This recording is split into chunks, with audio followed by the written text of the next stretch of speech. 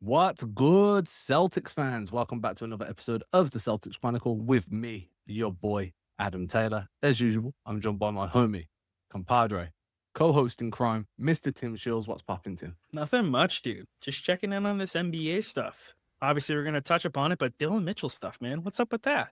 Yeah, come out of left field as well, right? Like, just out of the blue, all of a sudden, there starts being chatter about Dillon Mitchell potentially going back to college. And I think this all started with shout outs to Sam LaFrance from How About Them Celtics and Hardwood Houdini. I think it started with an article that he wrote, and then it was kind of more like he was putting out an opinion, but it ended up being a prediction because of everything that's followed on, or at least that's how it's played out for me when I read the article. Then I go online and you go from there. But the premise of this all is based on Dylan Mitchell still has a year's eligibility left due to a new NCAA rule and could potentially return to St. John's for a year.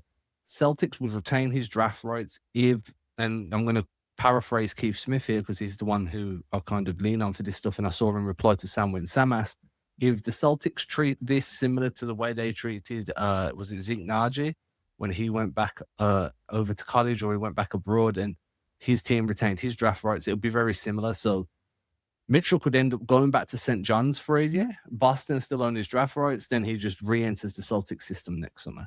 And there's a load of weird things that go into this. Like the whole reason this is possible is because the new NCAA ruling that came in was players can play for up to 5 years after they leave high school. And this was to stop dudes in their 25, 26 going back to college. What it's also done is it means if you leave high school and go straight to an NCAA ranked program, you can effectively get 5 years of eligibility. We all know that Dylan Mitchell played 4 years, so we assumed his eligibility was all used up. Now it turns out he can go back for one more year. Dude, I'm torn whether this is the right move for him or whether it'd be the right move for Boston. I can see the benefits, but I can see the negatives along with it. Yeah, I mean, I guess from a player standpoint, it's a concern of whether or not you get the playing time that you want, and maybe there is an opportunity for him at the college level that there wouldn't be at the G League. I think the biggest thing is we talked about it before we hopped on, but the money that you could get from like the NIL money that they have for the NCAA now, where these college kids are able to get some money based off of XYZ.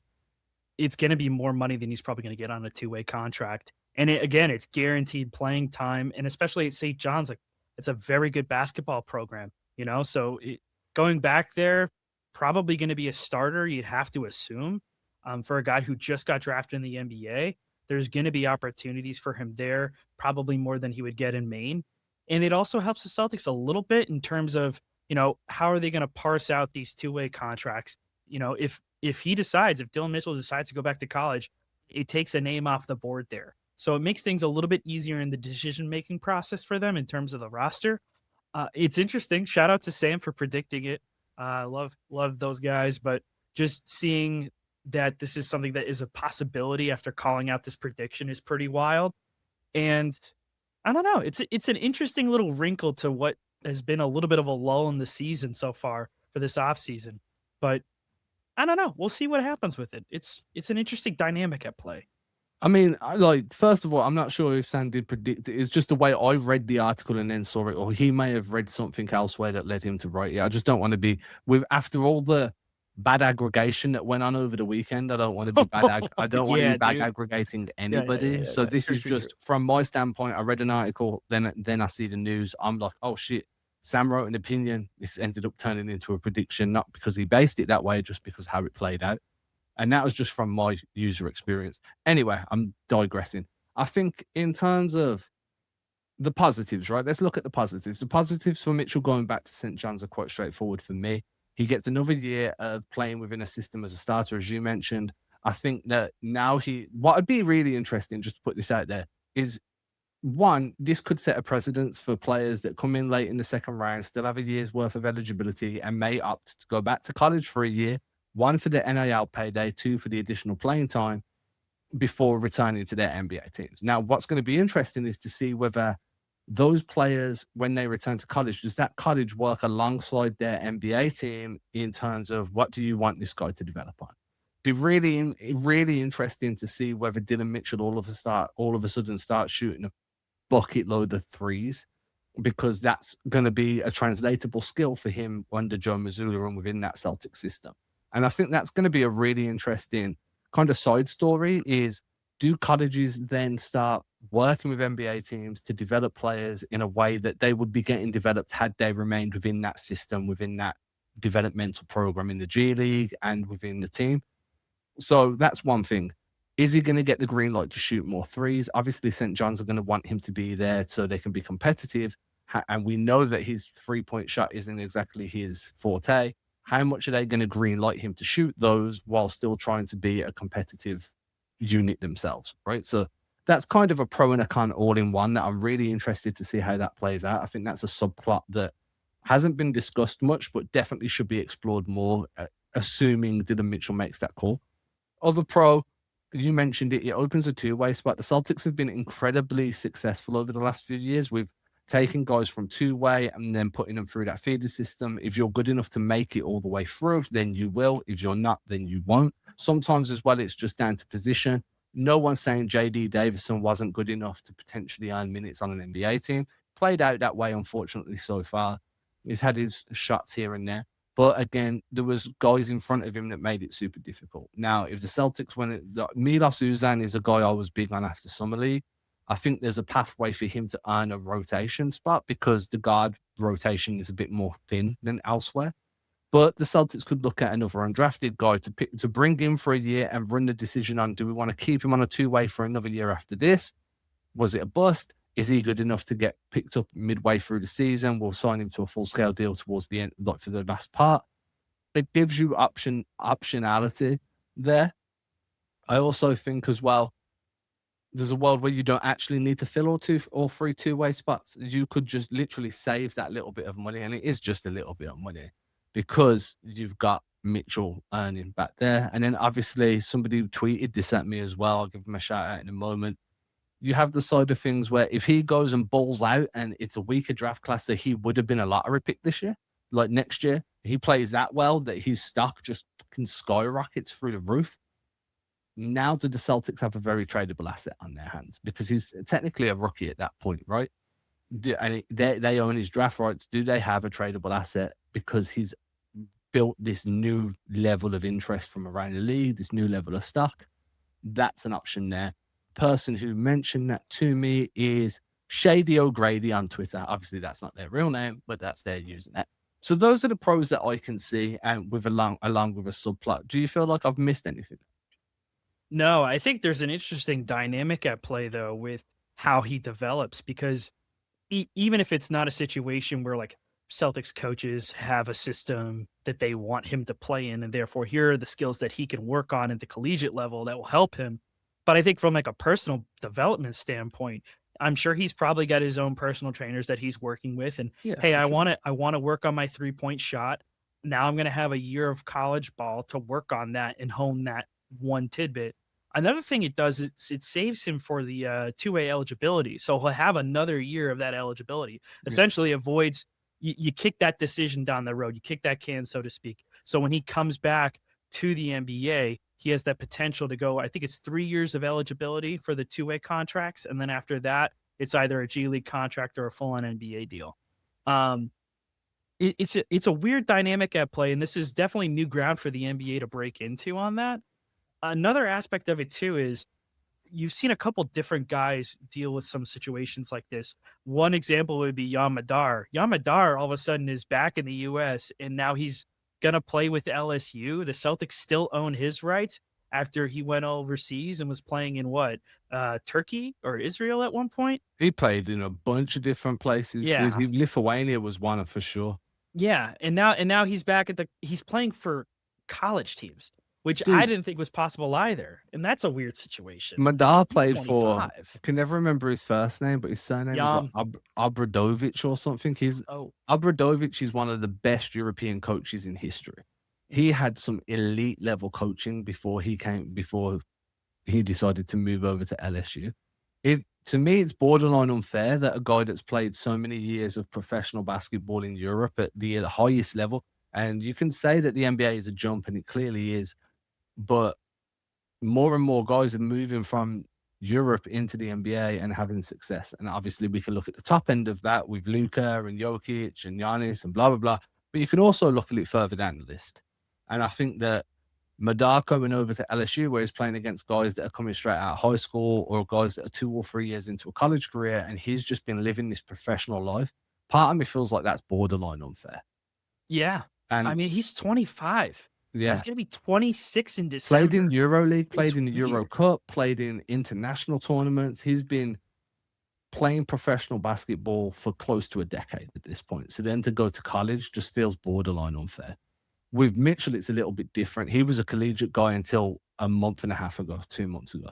So all he's doing is just returning to what's familiar to him if he chooses to go down that route. He got to play at Summer League.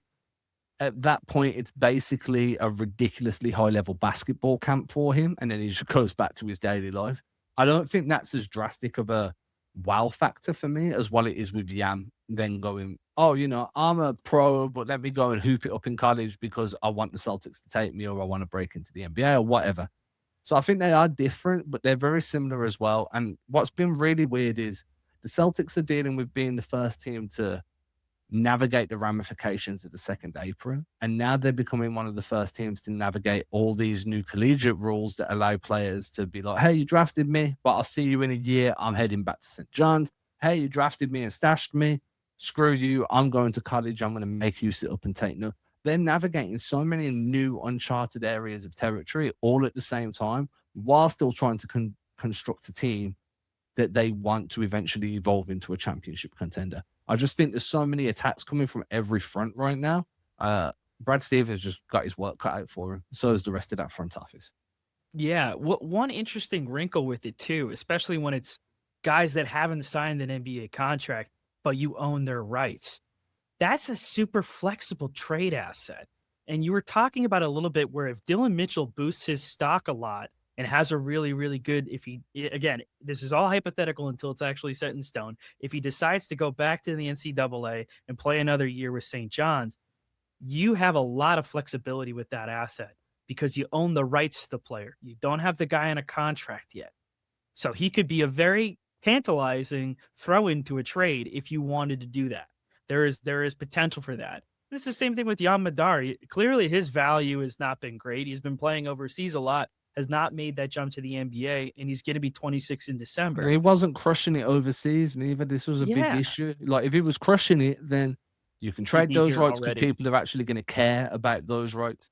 But he just hasn't been crushing it. He's had a few flashes, but I think the potential that we all saw versus the way his development played out just never married up.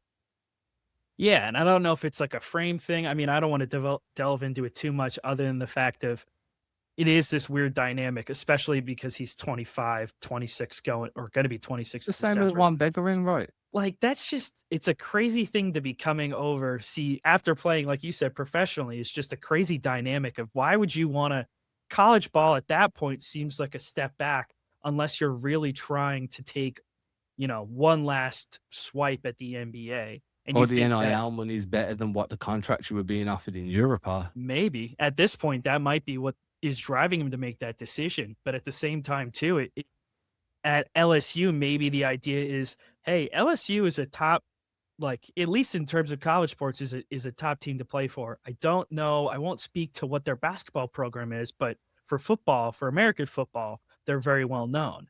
So the fact is if you go to a school like that where you're going to have a lot more eyes on you, maybe that gets an opportunity where you're going to actually have some NBA scouts at these games. Far more likely to have NBA scouts at these games than they would be at, let's say, over in Tel Aviv. Like that's the reality of it. And that's the different dynamic at play. Again, this is a really weird offseason for the Celtics because there's so much uncharted waters in terms of these little wrinkles between NCAA and the NBA. So just a weird situation to find them in, but there is a chance for them to actually make something, at least with Dillon Mitchell, to potentially capitalize on that situation for both parties. So now I want to look at the negatives, and there's not many. I think this is very much a high upside situation for both Boston and Mitchell, if Mitchell chooses to go this route. Best case for me was getting him into the developmental system, having him work with the Celtics coaches. They've been very proven over the last few years to produce drastic improvements in guys in very specific areas when they hone in. But again, if Mitchell wants to go back to St. John's, I do think it's a win-win for everybody. There are always going to be some checks and balances here. One of the balances is always the injury risk. You go and play a season away from the team. You're at you're under their medical staff over in St. John's, and they've probably got a great medical staff. And I'm not saying an injury is going to happen, nor would I wish it. But if he gets hurt, you always have the what if question of if he'd stayed in Boston, depending on the severity of the injury. So that's always going to be one for me.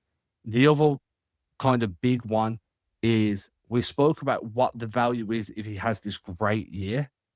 But what about if he has that awful year? There's always that risk. And we see it all the time. Guys have these great years and then they come back and for whatever reason their roles changed or they're trying to develop certain aspects and it's just not going well. Now, if that happened in the G League, you could kind of wash your hands of a bad year and be like, he's a rookie, he's developing, he's working in the system. We'll give him another year. But to come back for your 5th collegiate year and then another year in a system that you already know and you've already proven you can play in, if it does end up not going to plan and it's bad, where does that leave the Celtics then? Because he doesn't necessarily have to get signed to a contract. They can just choose to move on without him. So I do think there's a small dice roll. I'm expecting him after Summer League. I'm expecting him to have an amazing season, just to put that out there. Whether he goes to the G League or whether he goes back to St. John's, whatever he chooses, I think he's going to have a great year. But that doesn't mean there isn't a very real risk that it might not play out that way.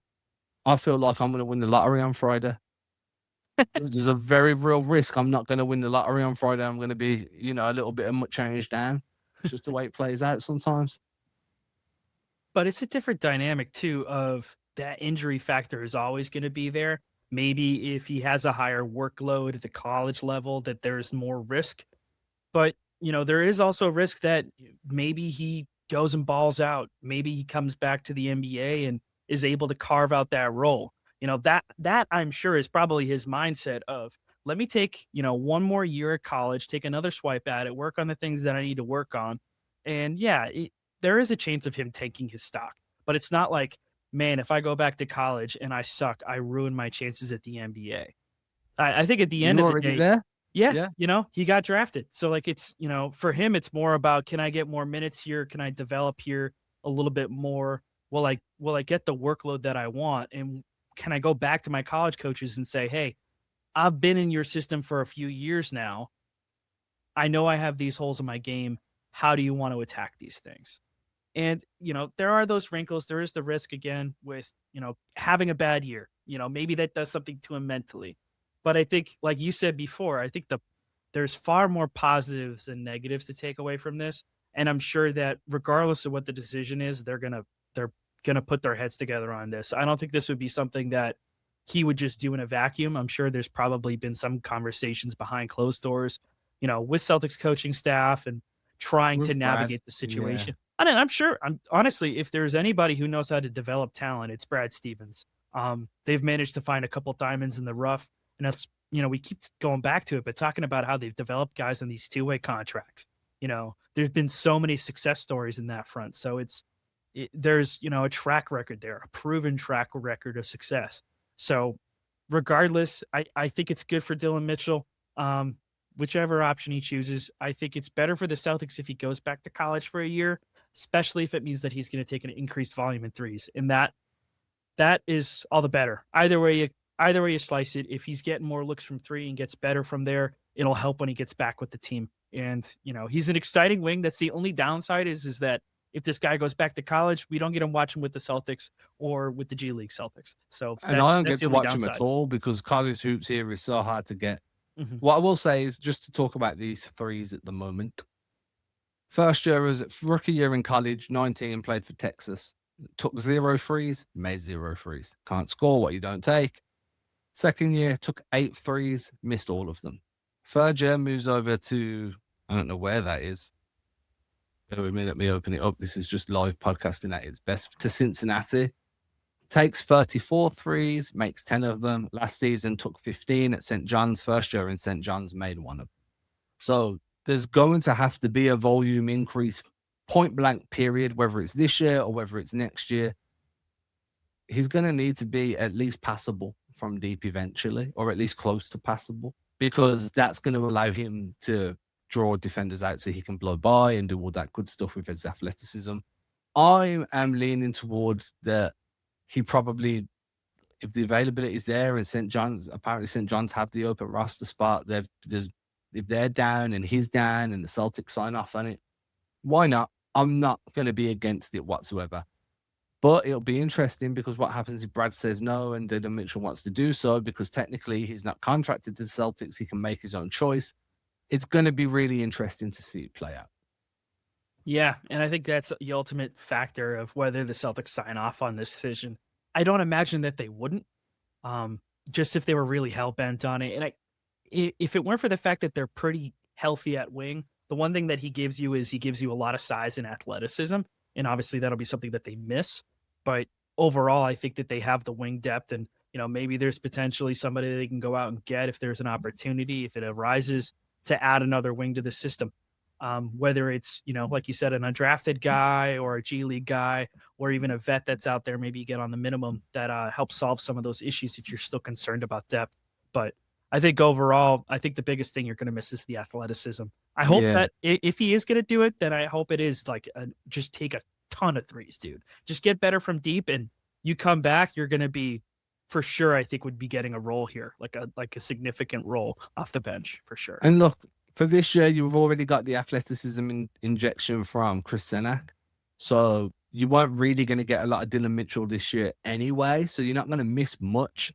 Next year, I think that would be great if he developed a bit of a 3-point jumper, come back into summer league. We can see how you've grown, and then we can move forward like that. I'd be okay with that. Again, none of this is set in stone right now. By the time like this releases on Tuesday morning, it could be completely out of date. It's going up either way. Definitely use the comment section. We're curious. Would you be down with this? Would you rather he stay? Would you rather he go? How you feeling about it? And we will be back. I think I'm with Mike. Myself and Mike will be with you on Wednesday. So tomorrow, by the time you're watching this. If you're listening on Apple or Spotify, make sure you subscribe to the podcast feed. If you're watching on YouTube, hit that like button, that subscribe button, that hype button. Show some love. We're trying to get monetized, and we are not there yet. We want to be.